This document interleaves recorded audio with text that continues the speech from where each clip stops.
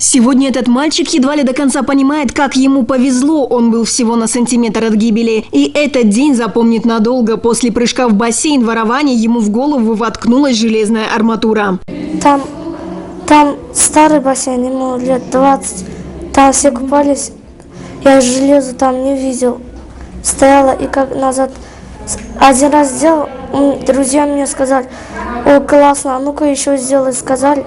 Я подошел на тот другой, и потом один раз сделал, там железо стояло, в голову воткнулось. Металлический стержень пробил череп и вошел на 5 сантиметров в глубину. С ним в голове ребенок провел целых полчаса. И все это время был в сознании. Мальчик оказался в ловушке. Другой конец арматуры был зацементирован в стенку бассейна. Длинная такая арматура. Врач говорит, надо было прям с этой арматурой. Но ее никак, она в цементе. И вот он потом стал пилить. А так бы никак бы, не дай бог, бы потеряла бы сына.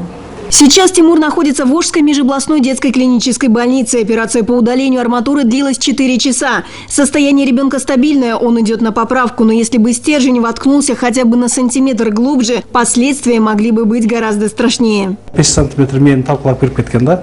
Мальчик мог бы остаться инвалидом на всю жизнь. Еще чуть-чуть и был бы повреждена важная зона головного мозга. Слава богу, что все обошлось. Период реабилитации после травмы займет у Тимура как минимум год, однако ответственности за несчастный случай с ребенком, скорее всего, никто не понесет. Мальчик купался в месте, где делать это запрещено.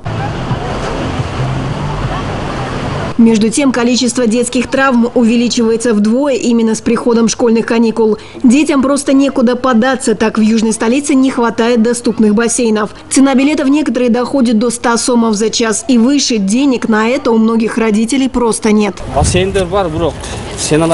Мы ходим на речку. В бассейне платно и дорого, а вода не очень чистая. Лучше купаться в проточной воде.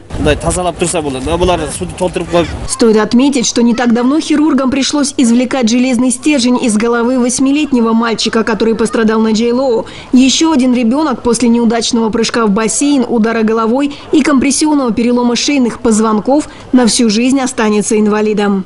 Не боишься нырять? Я, когда ныряю, всегда голову прикрываю руками, ничего не будет. Тем временем с начала лета в Волжскую межобластную детскую клиническую больницу с черепно-мозговыми травмами попали уже более 20 детей. А в целом в дни школьных каникул хирурги стабильно проводят по несколько операций в день. Алена Смирнова, Илимбек Турсунбай, Улу, ЛТР, город Ош.